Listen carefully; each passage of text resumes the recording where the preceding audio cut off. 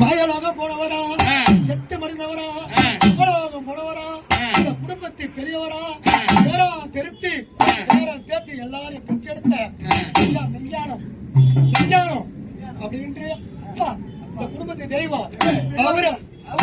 இந்த இல்லத்துல இருக்கிறாரா இல்லையா? இந்த பிள்ளைங்க கூட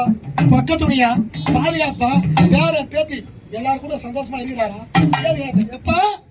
செத்த இடத்தை விடு, செந்தா மர தோப்பை விடு, மாண்டை இடத்தை விடு, மரநலி தோப்பை விடு, அந்த சுடுகாட்டை விட்டெழுந்து உன் சொந்த மன தேடிலவோ, நீ வாழ்ந்த மன தேடிலவோ, உன் மாளிகையை தேடிலவோ, எங்க இருந்தாலும்